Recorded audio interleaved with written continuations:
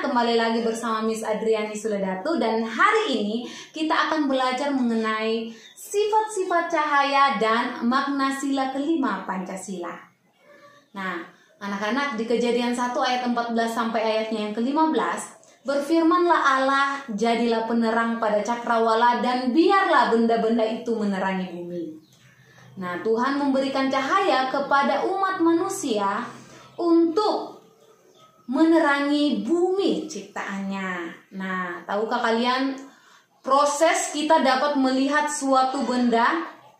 Ya, itu karena benda tersebut memantulkan cahaya ke mata kita. Nah, dapat dipantulkan merupakan salah satu sifat cahaya. Nah, ayo kita pelajari mengenai sifat-sifat cahaya. Jadi, sifat-sifat cahaya dibagi menjadi 5, yaitu cahaya merambat lurus, cahaya menembus benda bening, cahaya dapat dipantulkan, cahaya dapat dibiaskan, dan cahaya dapat diuraikan. Nah, cahaya merambat lurus kita dapat lihat dari lampu senter yang kita nyalakan. Berkas cahaya lampu sorot terlihat lurus dari kejauhan. Nah, selain lampu sorot dan lampu senter, kita juga dapat lihat dari cahaya yang keluar dari proyektor yang juga terlihat lurus. Nah, yang kedua, cahaya menembus benda bening. Kita dapat melihat isi akuarium karena cahaya dapat menembus benda bening seperti kaca dan air. Nah, cahaya juga dapat menembus jendela. Nah, apabila cahaya menembus benda gelap, maka akan terbentuk bayangan. Yang ketiga, sifat cahaya yang ketiga yaitu cahaya dapat dipantulkan. Cahaya akan memantul dengan teratur pada permukaan air yang tenang dan cermin. Apabila permukaan bidang pantul tidak rata, maka cahaya akan mengalami pemantulan baur atau tidak jelas. Nah, yang keempat, cahaya dapat dibiaskan. Cahaya dapat dibiaskan kita bisa lihat dari kolam renang. Ya, terlihat lebih dangkal karena cahaya yang masuk ke dalam kolam renang dipantulkan. Pembiasan cahaya juga terlihat pada pensil, yang terlihat patah jika dilihat dari permukaan gelas.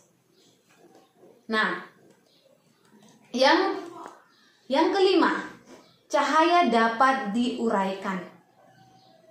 Cahaya dapat diuraikan menjadi berbagai macam warna. Ya, kita dapat menggunakan prisma. Ya, maka akan terjadi pelangi. Nah, pelangi merupakan salah satu juga contoh penguraian cahaya dengan menggunakan butir-butir air hujan. Jadi pelangi itu terjadi karena penguraian cahaya yang menggunakan butir-butir air hujan, ya. Nah, anak-anak, cahaya diberikan Tuhan kepada setiap kita manusia untuk menjadi penerang bagi siapapun secara adil, ya. Nah, anak-anak, salah satu sila kelima Pancasila juga berbicara mengenai adil. Nah, sila kelima berbunyi begini: keadilan sosial bagi seluruh rakyat Indonesia. Ya. Nah, sila kelima disimbolkan dengan gambar padi dan kapas. Kenapa harus padi dan kapas? Ya, jadi padi itu melambangkan kebutuhan pangan dan kapas melambangkan kebutuhan pakaian. Padi dan kapas merupakan simbol kebutuhan dasar manusia. Ketercukupan keduanya menandakan tercapainya kemakmuran rakyat yang juga merupakan tujuan sila kelima Pancasila. Makna dari sila kelima Pancasila yaitu yang pertama, menjalankan hak dan kewajiban secara seimbang. Yang kedua, menghormati hak-hak orang lain. Ketiga, tidak melakukan hal-hal yang merugikan kepentingan umum. Yang keempat, suka memberi pertolongan kepada orang lain. Yang kelima, tidak bersikap boros.